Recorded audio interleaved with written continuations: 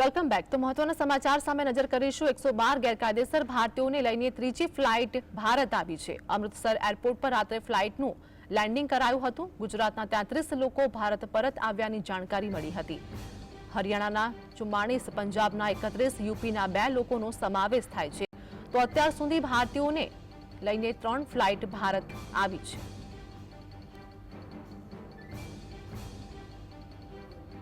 तो गुजरातना 33 लोग भारत परत आव्यानी जानकारी मળી છે। रात्रि दरमियान प्लेन लैंड થયું હતું, જેમાં હરિયાણાના 44 લોકોનો પણ એમાં સમાવેશ છે। 112 ગેરકાયદેસર ભારતીયોને લઈને ત્રીજી ફ્લાઇટ ભારત આવી હતી।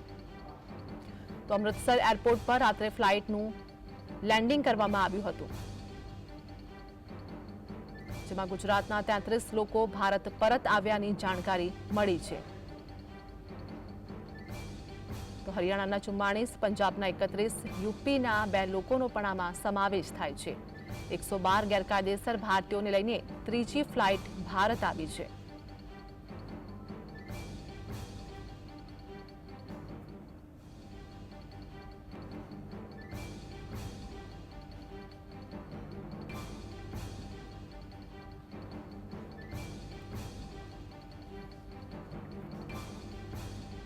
संवाददाता वीरेंद्र सिंह भाटी हमारे साथ जोड़ाई गया है। अमेरिका थी फरी एक वखत फ्लाइट भारत आवा रवाना थई। गैरकायदेसर रहता भारतीयों समावेश शुं वधु अपडेट?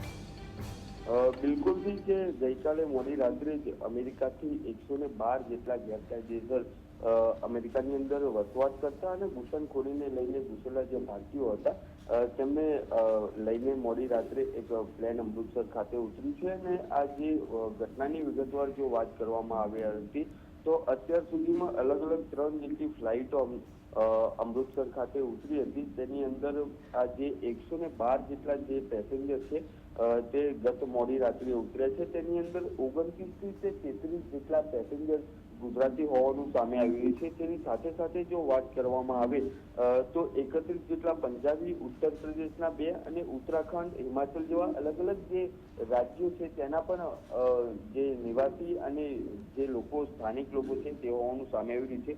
પરંતુ અત્યારની સૌથી મોટી વાત એ કહી શકાય આર્થિક જે આ જે ત્રીજું પ્લેન આ કહી શકાશે, કારણ કે સૌપ્રથમ જ્યારે અમૃતસર ખાતે જે ફ્લાઇટ ઉતરી હતી તેની અંદર 33 જેટલા હતા। ત્યારબાદ ગઈકાલે જે ફ્લાઇટ ઉતરી અને આ ગઈકાલ મોડી રાત્રે જે ફ્લાઇટ ઉતરી છે, ટોટલ 3 જેટલી ફ્લાઇટો અત્યાર સુધીમાં આવી ચૂકી છે। બીજી બાજુ જે પ્રાથમિક રીતે જે જાણવા મળી રહી છે તે મુજબ આરથી જો વાત કરવામાં આવે તો આ જે ગેરકાયદેસર ઘૂસણખોરી કરવામાં આવતી હતી અને તેની અંદર ટ્રમ્પ દ્વારા જ્યારે સત્તા સંભાળવામાં આવી ને ત્યારબાદ अलग अलग જેટલા લોકોની હકાલપટ્ટી કરવામાં આવી છે। પરંતુ હાલ જે લિસ્ટ જે તેવી પાસે આવી છે તેની જો વાત કરવામાં આવે તો અલગ અલગ જે નાના નાના જિલ્લાઓ હોય કે નાની નગરપાલિકાઓ હોય તેના તો સ્થાનિક લોકો જોવા મળતા હતા, પરંતુ ડિંગુચા પરિવાર સૌપ્રથમ જે વાત સામે આવી હતી તેની અંદર અત્યાર સુધીમાં એક પરિવાર હતો તે અમેરિકા ગેરકાયદેસર ગયો હતો